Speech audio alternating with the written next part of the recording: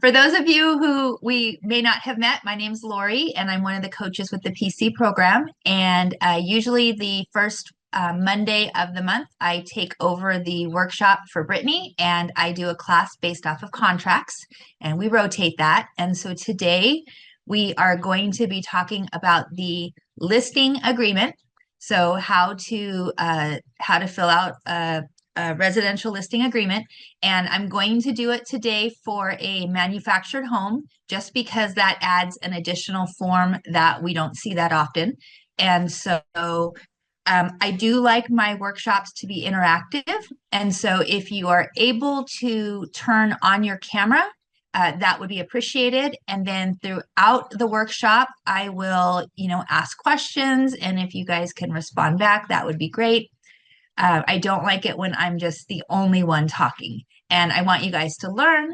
And the other thing is, as we go, I'm going to be sharing my screen, and because I'm sharing my screen, I won't be able to see all of you. So if you raise your hand virtually, I might not see it. So just go ahead, interrupt me with any questions that you have, and let's see how much you guys can learn. Now, before I get started, how many of you guys have any of you guys done a listing agreement previously?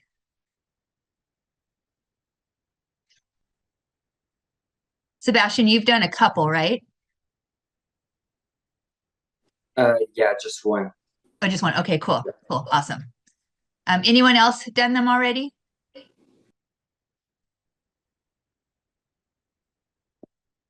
All right. Well, let's go ahead and get started. Let me grab this light really quick. I don't know if that makes it better or worse, but I'm going to share my screen. So let me do that. All right. So I am currently logged into CAR, car.org. And when you guys log in, yours might look a little bit different than this, just because I've got transactions in here, and at first you won't have those. I have what's called a test transaction. If you guys don't have one, I recommend that you create one, and this is where I can go in and I can play. So I can do practice transactions or whatever I want. I can change it. I'm not going to mess anything up, and it's a great place to learn. So what I'm going to do is I'm going to come into documents. And this is where I'm going to start my my offer or my listing agreement. And so right here I have, let's see, I'm going to type in the search bar. Actually, I'm going to come to all forms on the top right.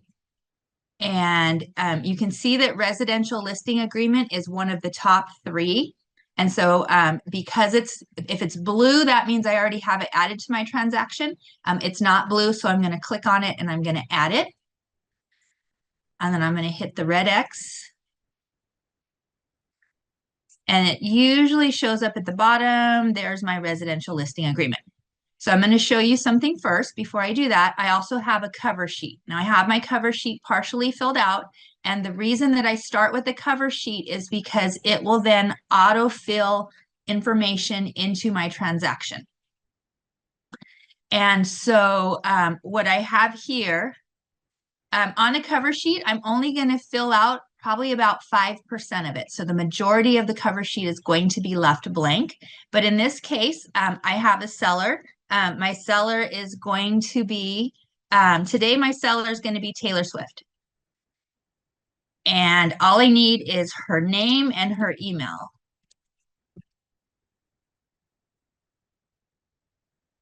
If I can type. That's all I need in there for her. I don't need all of the other information. She's selling by herself, so I do not need a second seller here in this case, but if there was a second seller, I would add them. I've got basic information about the property. So I've got the address, city, county, state, zip code. And then down here, I've marked that it's a residential property. And I've put my information. So I work for, and this is completely made up information, but Keller Williams Realty Hollywood. I don't want to just write Keller Williams. I want to write whatever company I actually work for. I've got their address, phone number, my office DRE number, and my DRE number. And that's all I need on this. So you can see that, and then there's other information here, and you can see that the majority of it is left blank. The other thing that I want to add to my transaction over here on the right is I'm going to go ahead and I'm going to add the residential listing agreement. And I can do that by clicking that. And now it's been added into my workspace. And what that means is that it's right here. So let me make this a little bit bigger for you guys.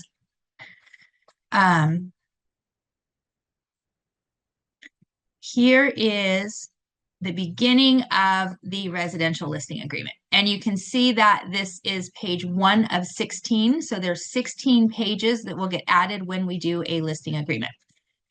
Anytime you present a contract to a client to sign, it's always going to start with this disclosure form. Disclosure regarding real estate agency relationship.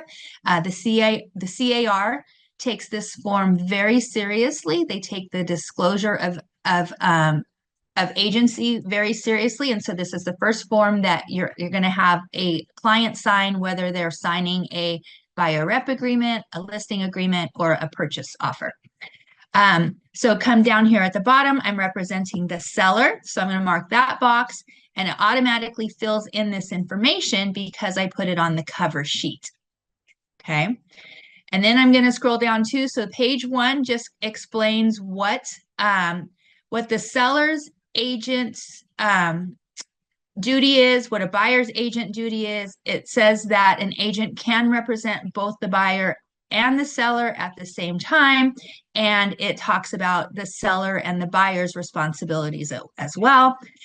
It references code right here. And so this second page is that civil code that's being referenced in the first page.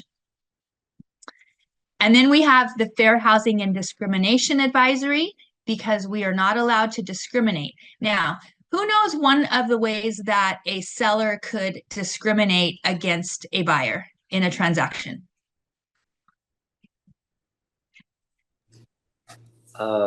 Picking someone with the family instead of someone that doesn't have a family. Absolutely. They can discriminate by choosing somebody who has kids, and that's where buyer love letters come in. And we used to present buyer love letters, but now we don't present those to the sellers anymore because we're protecting them. Because a lot of times buyer love letters would say, hey, you know, basically me and my family, we love your home. We look forward to raising our 2 kids here.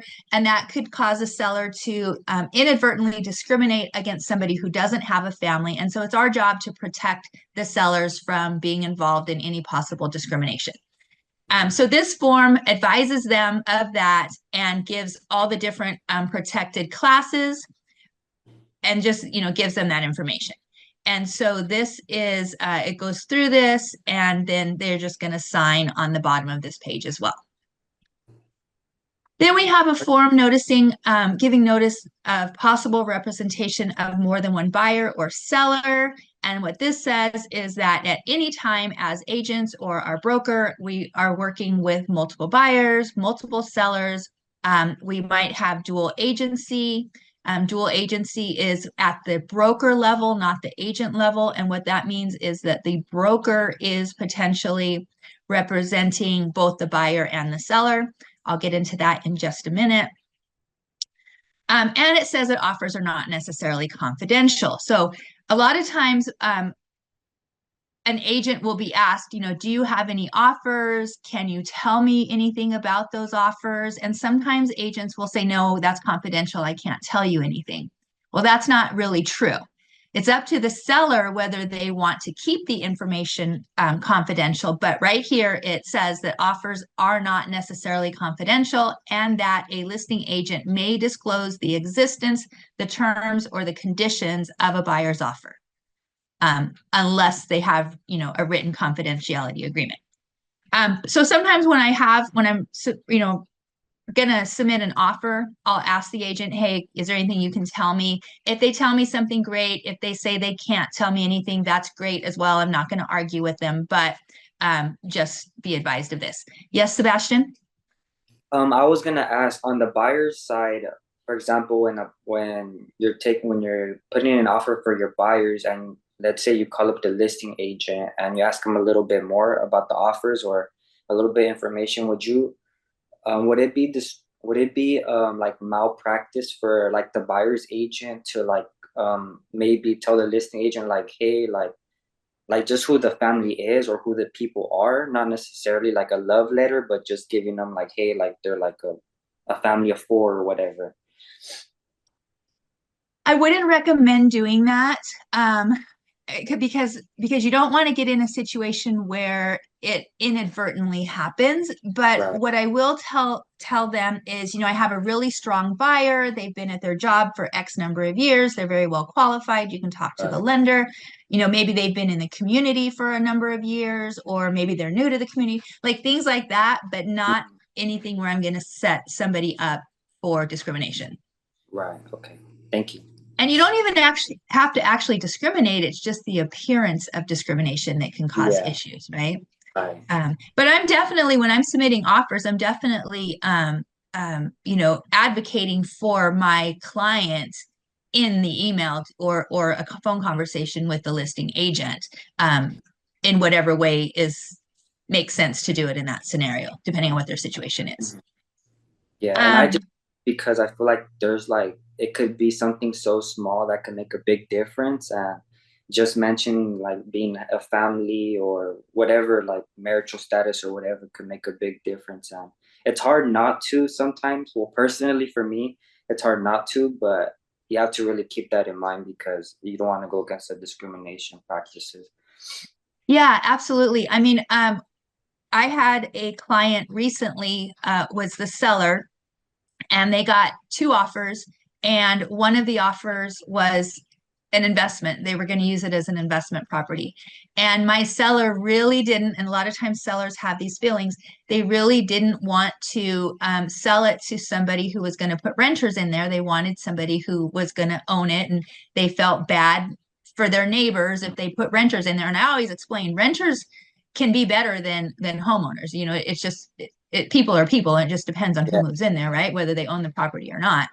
Um, and so even in that scenario, we really want our clients to make decisions based off of the numbers. How much money am I going to net on this? How soon are we closing? Does it meet my goals? Not who's going to be living there, right? But sometimes we can't. Sometimes that information gets found out, and we can't control how our clients make decisions. But in that case, she did go ahead and um, sell to the investor because that was the offer that made the more sense, even though it wasn't her first choice on who to sell it to. Right. Okay. And then we have the wire fraud and electronic funds transfer advisory. And so basically, this is letting our clients know that wire fraud is real, it does exist, and they need to be careful for it. So, what I always tell my clients, so when we open escrow, I always send my clients an email that has the contact information for the escrow company. And I tell them that if you get, or if or when you get the wire transfer instructions, to call and verify they send it, but don't call the number that comes in the email. Call the number that you already know, which I am giving them in the email that I send to them. Because if somebody is going to send a fraudulent email saying, hey, send us this money, they're obviously going to put a fraudulent contact number there as well, right? So just giving our clients a heads up that we don't want them to lose money through wire fraud. And then this is a newer form. So this was added in May of 2024, and this is the broker compensation advisory form. And what this does is this notifies a seller of all the different options when it comes to offering compensation to a buyer's broker. And I'm not going to go over this in a lot of detail, but if you read through this, this can actually help you with your scripts when you're talking to a seller, because it has language in here that you can use in conversation with them. And so it also gives the different options. So I definitely recommend that you read all of the forms and be familiar with everything that you're having your clients sign. But I definitely recommend, if you haven't read this form yet, because it just came out in May, to take some time to read through it.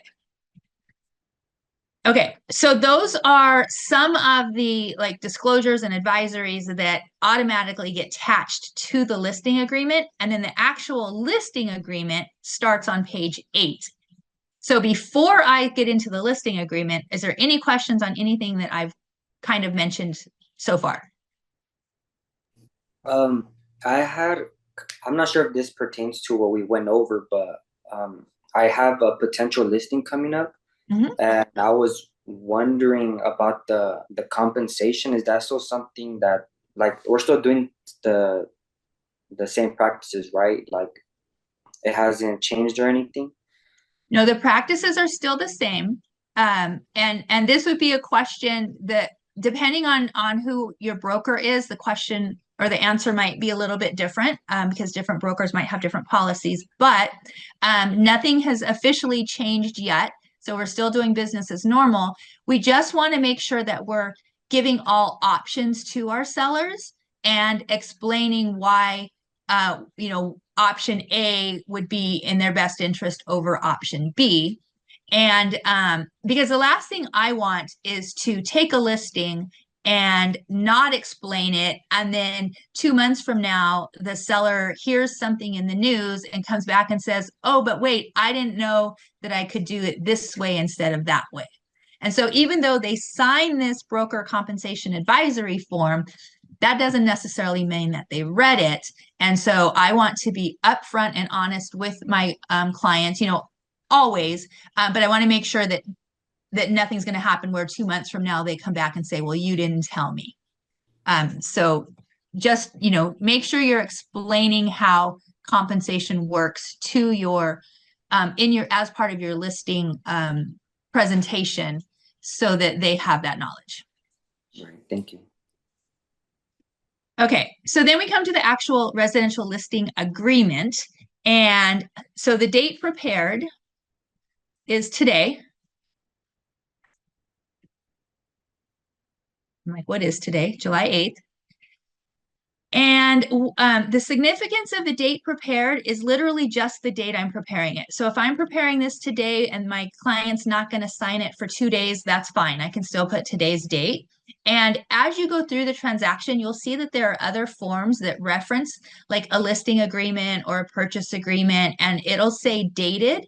And when it says dated, what it's looking for on that line is this date prepared. So the date prepared of this agreement. So not the date it was signed, not the date that we had the appointment, but whatever date we prepared it, which in this case is today. Okay, so this is granting the exclusive right to sell. It says that the seller, and it didn't, there we go. Taylor Swift is employing and granting not me, but Keller Williams Realty Hollywood, the exclusive and irrevocable right to sell or exchange the real property. The beginning date, so this is the date that we're going to start, that this listing is going to take effect. Now, there's different ways of doing this. In my MLS, whatever this beginning date is, we have to start marketing it and have it in the MLS within 24 hours. And so usually what I'll do is I will post date this. So if I'm meeting with them today, and I know I've still got to arrange, get it signed, get a photographer, get it into the MLS and all of that, I might date this the 12th. So then we would put this on the market on Friday. There's another way to do this where you can date it today's date, and then you can use what's called an SELM form. And I'll show you that on page 2 here. But you want to check with your MLS, because sometimes that causes the days on market to start counting. And so if I do it that way, and then I actually put it active on July 12th, I might already show 5 days on market, even though it's the first day on the market. So different MLSs do things different ways. So you want to know how your MLS works. I prefer to just do it this way. Although if I do it this way, technically, I do not have a valid listing agreement, even if they signed it, until July 12th. Jackson? Hi, thank you. I was just gonna ask a quick question. If let's say you're doing a fix and flip and you help them buy the property and then we're gonna help them sell it, but it's gonna take them like 3 to 6 months to fix it up, but you want to have that paperwork saying that you're gonna be the listing agent. How would you date it? You know what? There's another form. So I don't know the answer to that question, but there is another form that you can use, and I'd have to get back to you on what the name of the form is. That might be a better form. than the actual listing agreement if it's not going to be in effect until like 3 months from now. But outside of using that form, I think that would be a great question for you to talk to either your broker or your MLS and see what the different options are and what they would suggest. Because you definitely don't want it to show 90 days on market after, when you're just now putting it on the market, right? Yeah. All right. Well, thank you. Thank you. Ernie? Are you going to talk about what you do as far as coming soon? I mean, I know the rules are different for each agency, but what if you needed, what is it, 24 days that you can do, or 21 days? What if you needed time to clean up the property, et cetera? Yeah. And honestly, my broker doesn't allow us to do coming soons. And so I don't have experience, or I don't have much knowledge in the area of coming soons. What I will say, which you just said, Ernie, is that it is different for different MLSs. So you want to know what your MLS rules are. You want to know what your broker rules are. But as far as coming soon, I don't really talk about that too much because I've never done a coming soon in my entire career. So. Okay. Yeah. So, I mean, you have to register it within 24 hours or something, and then you can post it coming soon for up to 21 or 22 days. But I'll have to check on that. But I don't know about the dating, So Yeah. Is there something on here about that? There is on the next page, Okay. which I'll look at that in just a second. Okay. But the other thing, again, is we have 8 different market centers that are potentially represented here, and each MLS has their own rules. And so it could be different from one MLS to another MLS as well. So that's why sometimes we refer you, talk to your broker or talk to your MLS. And the reason we do that is specifically because the answer is not always the same across the board for everybody. Okay. Okay, so my beginning date is July 12th. What should I write for my ending date?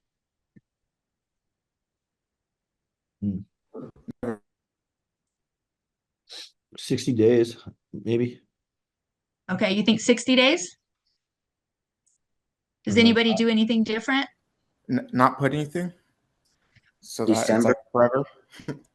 If we don't put anything, then it's not a valid contract. At least 6 months. December 12th. Okay. So there is no one right answer. So you guys all gave great answers, and you could do it however you want to do it, however you run your business, whatever works for the seller. I usually do 6 months, which would put us to January 12th.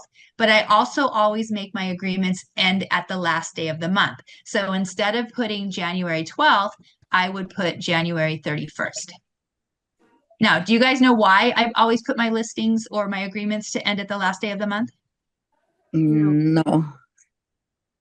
It's because when you guys are mega agents and you have a ton of transactions all going at the same time, it's easier to keep track of when your contracts expire if they expire on the last day of the month.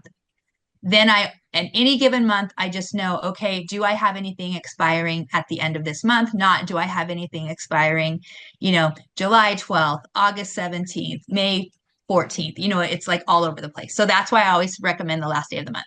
And I like 6 months. Okay, so then I'm going to put the address 123 Love This House Drive, located in Hollywood, Los Angeles County, California. And then I need to put an APN number. So I'm just making up a number here. But we want to make sure that we have the APN number. And you should all have access to a title company's app or website, and you can get the APN number from there. So that's normally where I get it from. In this particular case, we are selling a mobile home, manufactured mobile home. So I'm going to mark that box. And when I mark that box, it should automatically add the MHLA form. If not, I need to make sure that it gets added. And right here, Jackson, going back to what you said earlier, the maximum listing period allowed by law for residential property with 1 to 4 units is 24 months. So we wouldn't ever have one that lasted forever, as much as that might be helpful. Yeah. Okay, so our listing price and terms, we're going to list this at $2 million. See if I get enough zeros in there. What? Nope. It went well. Oh, oops. I'm sorry. No worries, Ernie. Okay, so we're going to list this as $2 million. And then if there are any other listing terms, we could put that right here. I don't usually put anything for listing terms, but if you had something, you could put it there. One thing that I do put down here on 3AC is I always ask them to reimburse the cost of professional photos only if seller cancels the agreement. So I pay for the professional photos, but if they cancel on me, I do want reimbursed for that. And then some of you, so it's common in some areas, not common in other areas, but some of you guys put the additional fee for like your transaction fee or maybe your TC fee. If you do that, you could add that. You could add that here. But just know that if you charge that fee to one client, you have to charge it to every single client with no exception, or else you can get in trouble for discrimination.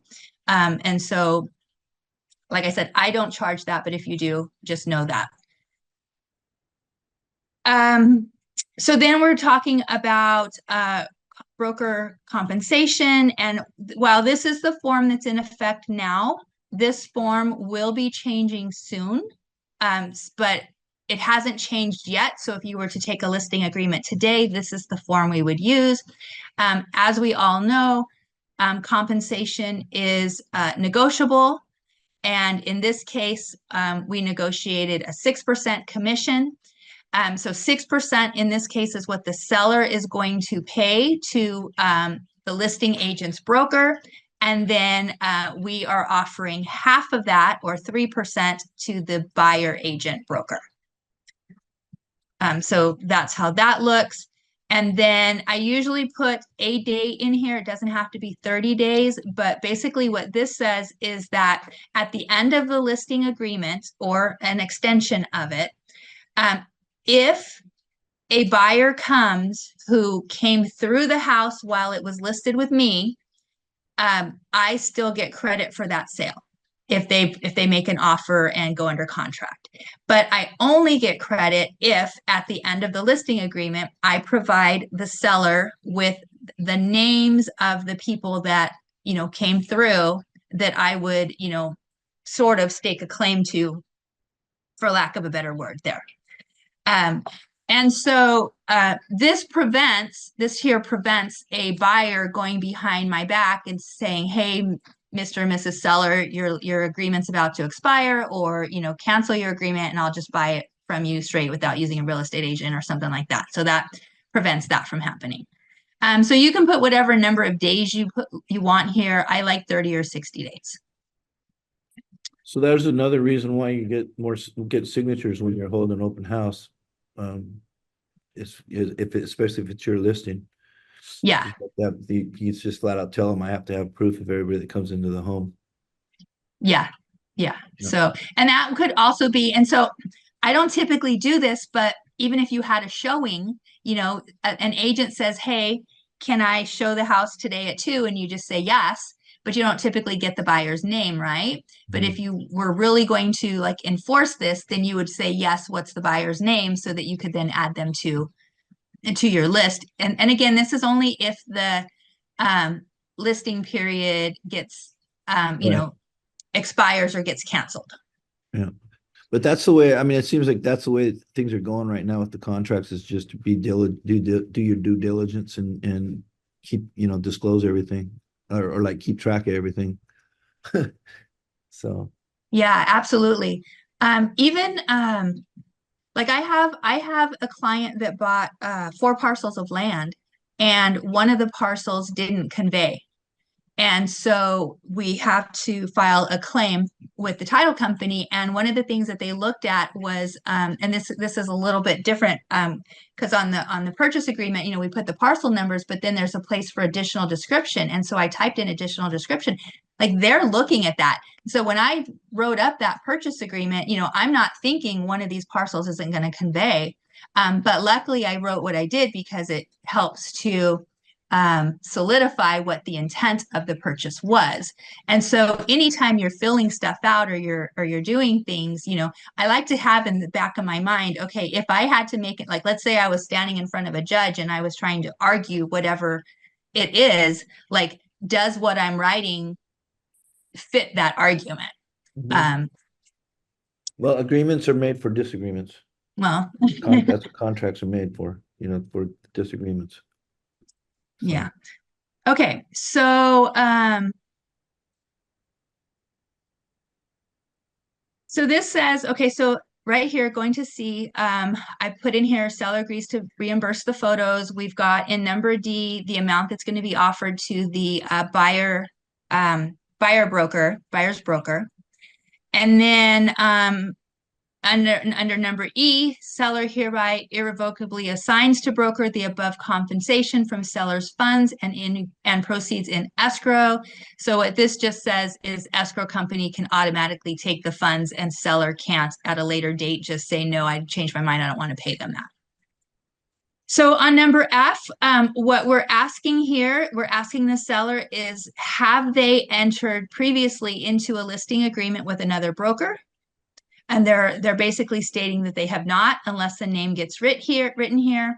And then F2, seller warns that seller has no obligation to pay compensation to any other broker regarding the property unless the property is transferred to any of the following individuals or entity. So this is where we come back up to this 30 days up here on number 2. If I have a listing and it expires and I give them a lit and I give the seller the name and I say, okay, these are all the people that came through. I'm reserving these names and Joe Smith is on that list, whether it's one person or 10 people, this is where the seller needs to write those names for the next agent. So now if I'm agent number 2, and let's say I'm taking an expired listing here and I'm saying, hey, is there any obligation of you to pay someone else? And they're saying, yes, if Joe Smith buyer comes in and buys this property, then this commission has to go to this agent that I had the expired listing with. I don't think I explained that very well, but did that make sense? Do I need to re-explain that in different words to anybody? Yes. Yes, please. Yes? Okay. Yes. Okay. So in this scenario, I am agent number 2. So this property has been on the market already for 6 months. It's expired. Okay, it's an expired listing. So now I'm meeting with the seller and I'm taking the listing. And what I'm asking here, I'm asking the seller if they have any obligation to pay compensation to anybody else. And they're saying, so that first agent, the one that had the listing and expired, at the end of the listing agreement, they gave a list of all the people, all the potential buyers who came through the house. Okay. And so what this is saying, so we wouldn't put Joe Smith, we would actually have to put the entire list here. But if anybody on this list who they list here comes through, that means that that buyer is a client of the first agent and not a client, or they're buying the house due to the work of the first agent and not due to the work of me as a second agent. And so in that case, I would not be due compensation for that buyer buying that house. Hi, Lori. Alex here. I have a quick question for you. So on that regard there with Joe Smith, if the seller didn't recall Joe Smith and let's say a few other names and they didn't list them to you, but then you move into this agreement with them and imagine for a moment Joe Smith does come in, how does that unfold at that point then? Okay, so it's not going to be up to the seller necessarily to know the names. It's going to be up to the seller's previous agent. And But so if they don't list Joe Smith in this example right here, when Joe Smith did go through, imagine for a moment they have some sort of error or lapse in memory, whatever the case may be. So would that be justification that where it's their mistake and you as the new listing agent would get that commission then? if the mistake was from the seller's previous agent, Okay. So in this scenario, the seller's agent would give the seller a list of names. And Okay. so basically, you would want to get that list of names from the seller. Okay, but in that example there, if the agent didn't provide that list, when in all reality Joe Smith did go through the other agent, are you as the new listing agent, you're free and clear? Yep. Okay, cool. Thank you. Yep. But that's the whole point of putting a number in here, but the number in here only matters if you also give the names. And if Joe Smith came on day 31, then you're also free and clear because they only reserved Joe Smith for 30 days. 30 days. Okay, it's a hard line there. Okay, cool. Yeah. I have a question. Yes. Okay, so I'm understanding the whole concept here. However, where I'm confused is the 3% goes to the other agent, or you get 3% and she gets 3%. In this scenario, I would get 3% and they would get 3%. Oh, okay. This is me representing the seller, Okay. would get 3%, and then the buyer's broker representing the buyer would get 3%. It's called cooperative compensation. And again, this is all going to change really soon. We're going to have new forms. It's all going to be worded differently. But if you were to take a listing today, this is the form you would use. I have another And so, question. yes. What about if Joe Smith went through a different agent? What happens there? So it doesn't matter who Joe Smith's realtor is. What matters Okay. is the listing agent. Got it. Okay. And again, this 6% is, and 3%, it's all negotiable. I'm just using these numbers as an example. So, Thank you. okay. Here's what it says. So I got Joe Smith here. It says, if property is sold to anyone listed above during the time seller is obligated to compensate another broker, broker is not entitled to compensation. Broker is not obligated to represent seller. So if Joe Smith comes, I don't get compensated, but I also don't have to do the work. So it would go back to like the other agent or however they figured that out.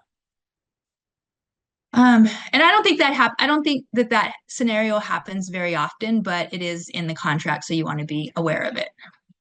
Okay, so then are there any items that the seller wants to have specifically included or specifically excluded? So I had a client that had this like really, really cute, fancy ceiling fan. And, you know, she spent a lot of money for it. And so she wanted to have that excluded. So actually what I did is I had her remove it before we even took photos and put it on the market. So that way there was no question on whether that was going to be included or not. The thing about this is that this is an intention. So seller intends that the above items be excluded or included.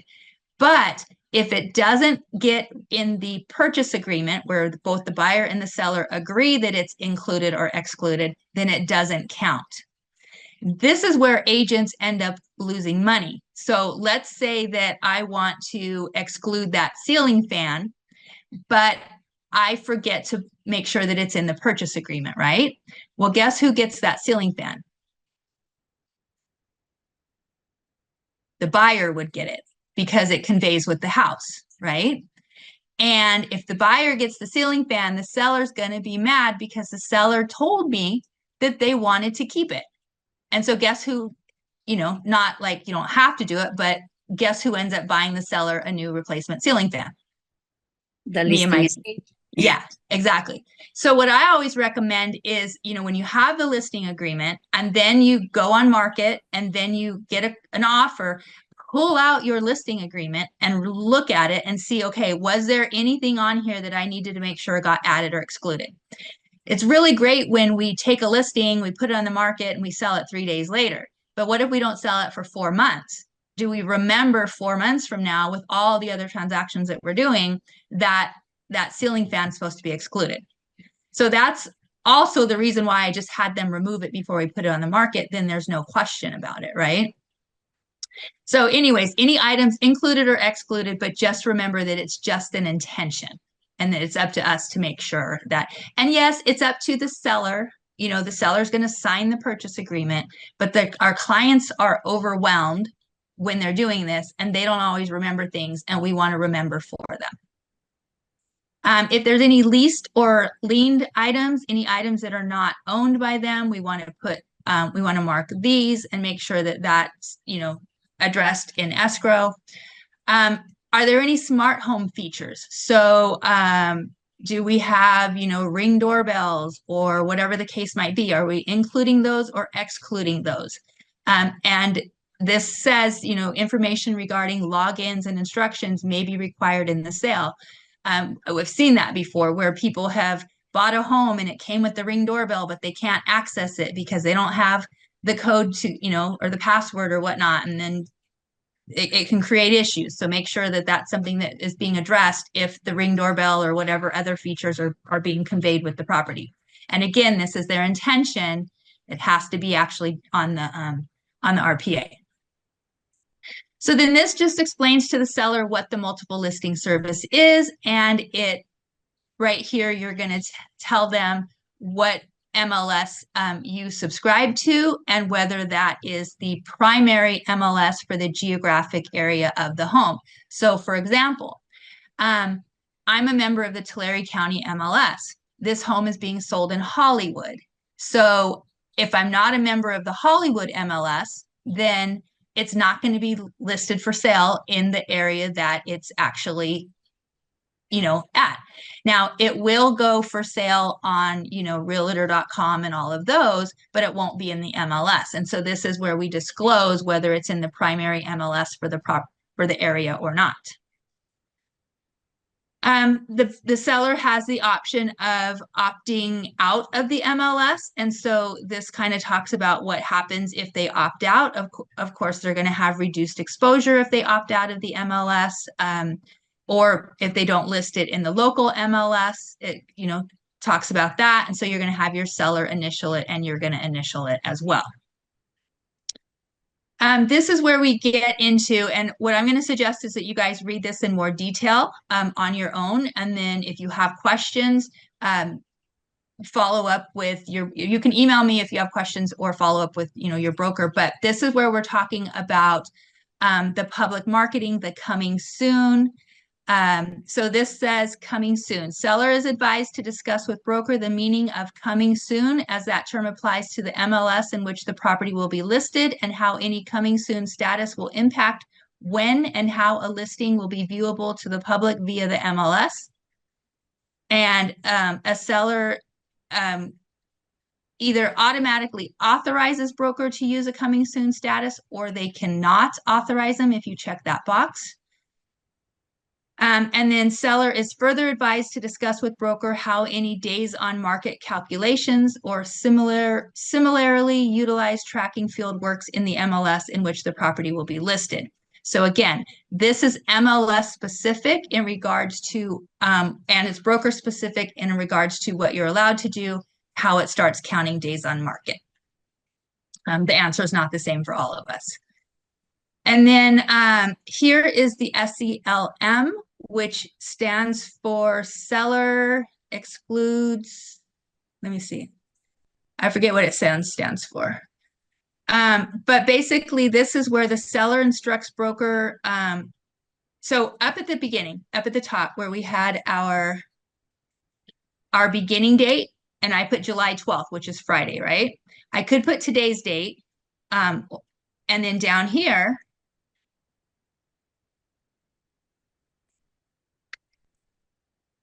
right here, seller instructs broker to market the property to the public and start marketing on the beginning date of this agreement or on such and such date. So if I don't want it to be, you know, the date that I have listed above, I can put a different date right here.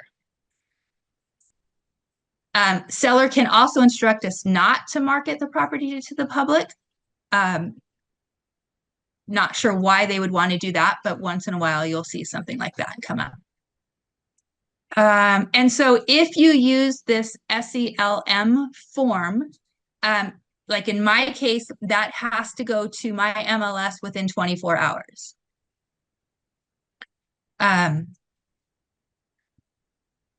I don't have a lot of answers on that, but any questions on that?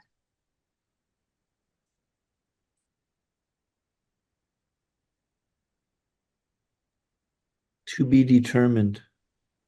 Right? Okay. And then on E here, it says whether D1 or D2 applies. Seller understands and agrees that should any public marketing of the property occur, the property listing will be submitted to the MLS within 1 business day. And so then, you know, factor that in with how the coming soon works. Like, again, I'm going to refer you to someone who's an expert in your area.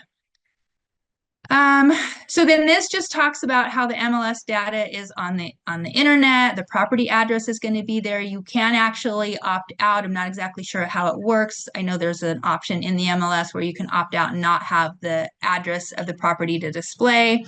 I mean, I had a client one time who was selling and moving across country, but didn't want her son to know she was selling.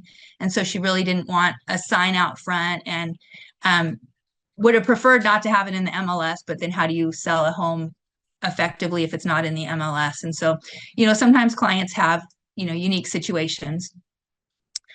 And then this talks, you know, seller represents that, you know, a number of different things. So like there's no notice of defaults recorded against the property. There's no delinquent amounts due. Different things like that. And then this talks about seller and broker duties. So what the broker's responsibilities and limitations are. When it comes to presentation of offers, does the seller want us to hold the offers and not present them until a certain time?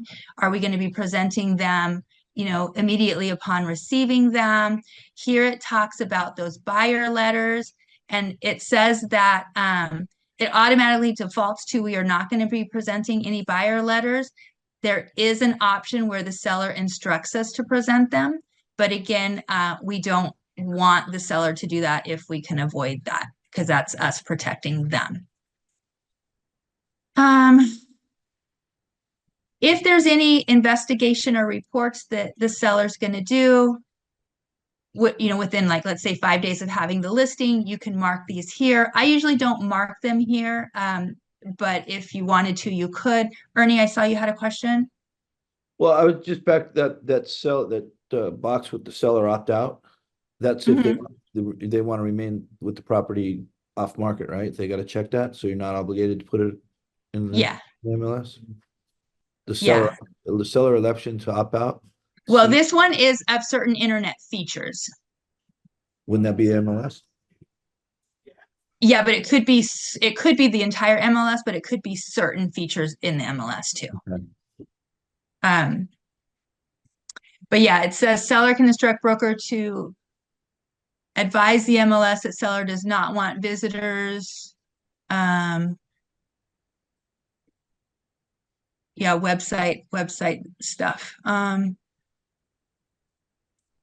Which it also says that there are some items that the broker or the MLS may not have the ability to control or block on other internet sites. Yeah, so that's like it's kind of like a disclosure, but within that, if they wanted to opt out, you have to check that box, right?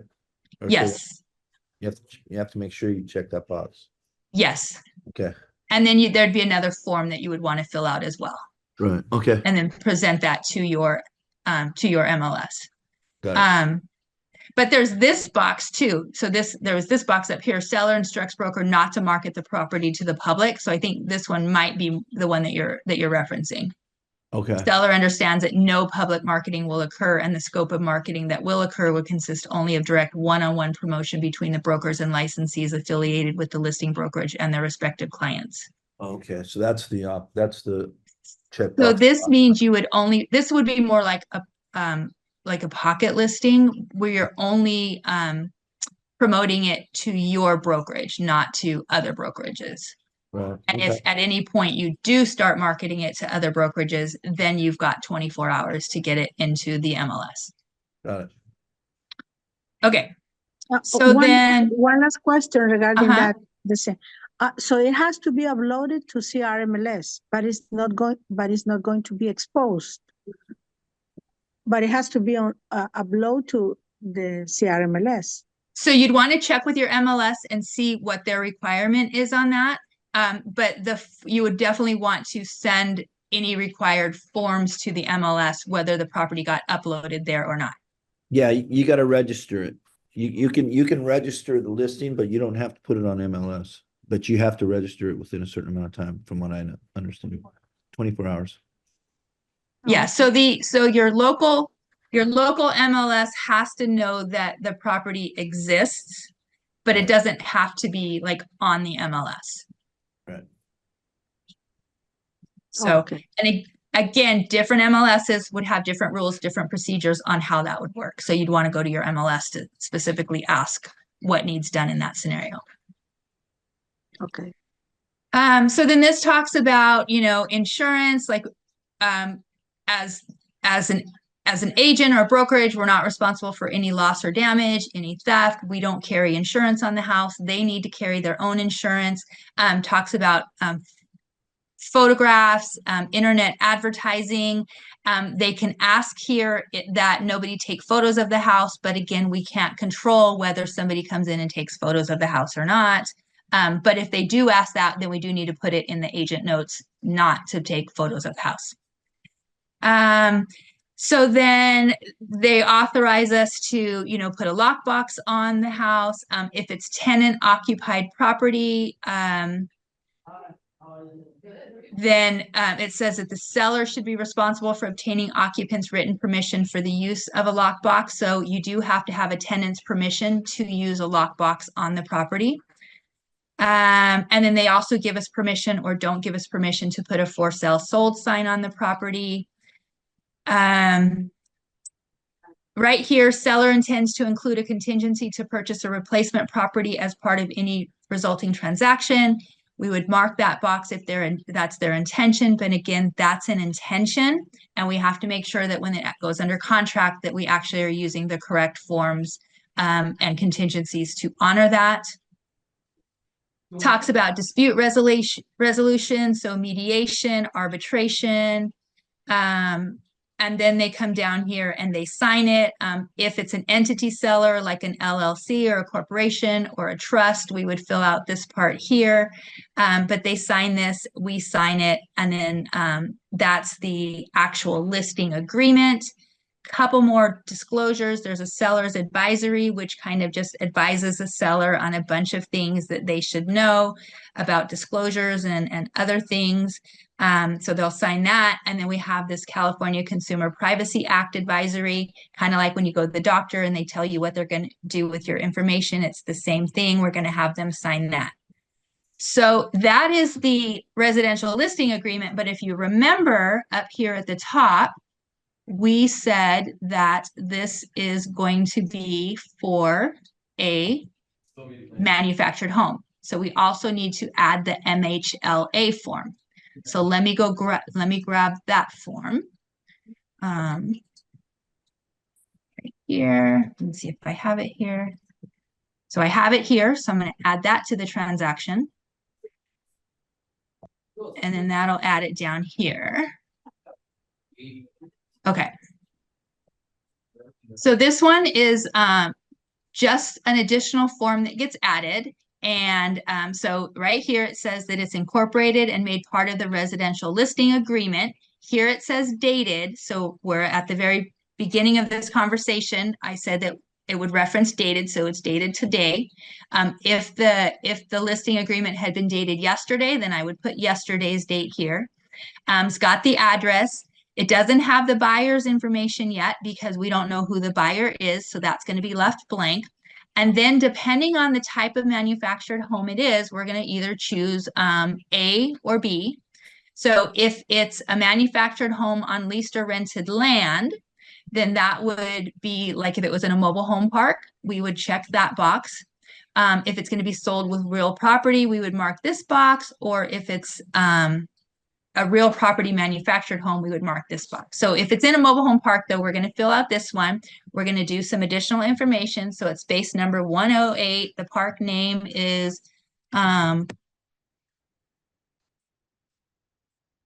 Hollywood. Ignore my typo. Hollywood Mobile Home Park. park address, city, county, zip code. So we're going to fill out all of that information and then additional description. Now, we don't always have this information available when we're filling out the listing agreement, but we want to fill this out to the extent that we can. So what's the manufacturer name of the mobile home? What's the model? When was it manufactured? What was the date of the first sale? And this is where you just have to ask the seller for, you know, like their registration card or any information that they have on the mobile home. Is it on a local property tax roll or is it subject to annual registration with the HCD? And then approximate width, approximate length, the license decal numbers, serial numbers, all of that. So again, if we don't have it at the time we take the listing, it's okay. This information will, you know, escrow will have to have this information, but we want to get it to the extent that we can filled out here. And then they just sign the bottom of this. And so that's the only difference between it being a manufactured home and a traditional home. Okay, so that's pretty much how to do a listing agreement. Any questions on anything that I talked about today? Regarding the manufacturer, is there a form, a listing form starting from the beginning for a manufacturer home? Or So, because I wasn't at the beginning, but I thought like a vacant land, there is a form. Some other forms are the same. The program adds them, but I thought for a manufacturer home there was since you know already that it's a manufacturer home, so the listing agreement is nope, for the listing agreement is exactly the same. So you can see right here. It's a residential listing agreement, and then there's just a box that says this property is a manufactured mobile home. So you would mark that box, and then it adds that additional form. Okay. Oh, that's the thing. Okay, thank you. Yep. And so let me show you guys something really quick. This is a trick that I use. If I'm doing something that I haven't done before, or I haven't done in a while, I'll show you when I'm not sure like what forms to use. Okay, so I'm in documents. Let me see. See this button on the right that says all forms? So I'm going to click that.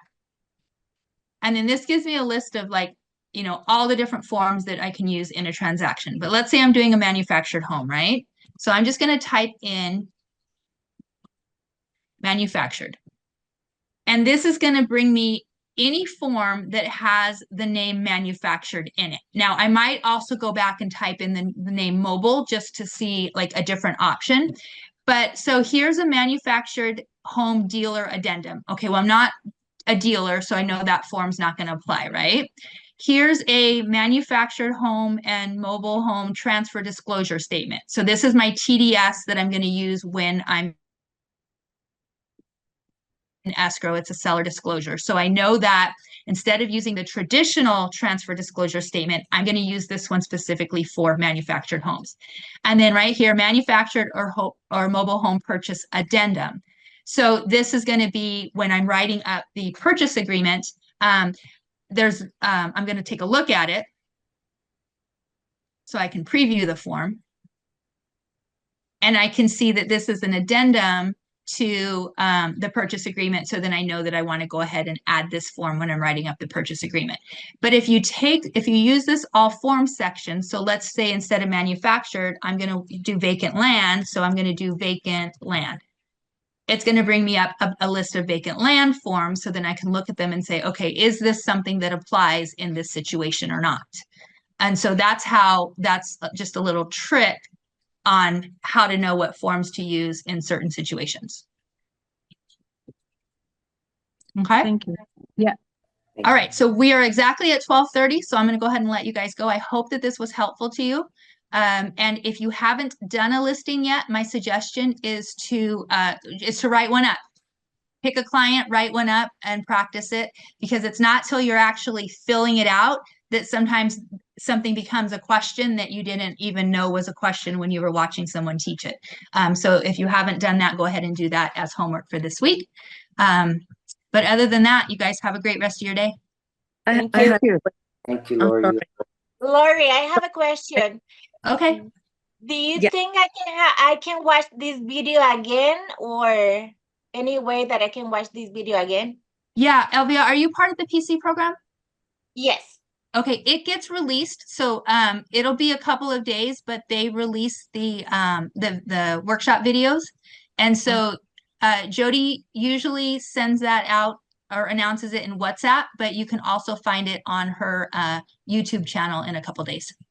All right. Thank you so much. You're welcome. I have a question. I'm sorry. No I was worries. getting a phone call while you were explaining about the compensation about to Joe Smith. My question is, let's see, the previous listing agent gave the list to the seller, but the seller forgot to let me know, and the previous listing agents seems that a buyer came that it saw the property before. So in that case, since it was the seller's mistake to give me the list, who is gonna get the compensation? The previous listing agent or I am gonna get the compensation? Well, that's where it gets messy. And so Mhm. that's where some negotiation skills are going to have to come in. That's where your broker's probably going to have to get involved, because technically the seller messed up in that situation and would owe both of you a commission, because they've got an agreement with the first agent that they're going to pay if that buyer comes in. And now they've got an agreement with you that they're going to pay if a buyer comes in who's not on that list, right? And so that's where you might negotiate something where, okay, I'm going to represent the seller because I've got the active listing with it, but I'll pay you a referral fee because it was a client that you had reserved, whatever the case might be. So you'd have to get a little bit creative in that scenario and hope that all parties agreed to work together happily. Now, see, but you bring up a good point, because a lot of times when we have, or when agents have clients sign something, it's like, okay, I'm going to send this to you, sign it. And you don't really go through it with them, and they don't read it, and they don't really understand what they're signing. You know, obviously it's upon them to read and understand. You know, everybody has an obligation to understand what they're signing, right? But that's where it's good to go through it with them and ask them those questions. So make sure that we don't come up with that scenario where that happens. Oh, okay, thank you. Okay, thank you. But if they give us the name and that the buyer came, so the previous listing agent get the commission. Yeah, but you wouldn't have to represent the seller in that transaction. Oh, so even though they sign a listing with me, and I noticed that buyers, so okay, if I notice that let's say they sign a listing with me, and I receive the offer, and that match the buyer's, that offer's name match with the name that I have on the listing agreement, so I will tell the seller right away, the previous listing agent have to represent you, and I just step out from with no commission, anything. Yeah, yeah. And again, you might suggest scenarios because maybe the seller doesn't want the previous listing agent to represent them, even though they've reserved that buyer. And so there's, you know, it's all negotiating in different scenarios. Now, the likelihood of that happening is pretty small. I mean, that doesn't happen that often. So I wouldn't worry about it unless it came to that point. But it is good to be aware of that as a possible situation. Okay, thank you so much for clarifying, because I was a little bit confused. Yeah, So much. yeah. But like I said, it's not, you know, it's rare for something like that to happen. So don't like stress on it. Yeah, and it's good to know just in case, right? Yeah, To be prepared exactly. for us to explain the contract as much as we can, because as we know, rare people, I mean, it's very rare that people is gonna read the contract in, they will go through all those letters, There's a lot for a client to read, and that's why it's really good for you to be able to take a contract, say like the listing agreement or the purchase agreement, and be able to summarize it and be able to pull out like key points that when you're doing your, there with the client, having them sign, that you're verifying, okay, and is there this or is there that, or have you this? Because you're not going to be able to read the entire thing to them. But you want to make sure that the key questions are getting answered or discussed. Thank you so much. You're welcome. You're welcome. Have a good day. You too. Thank you. Bye.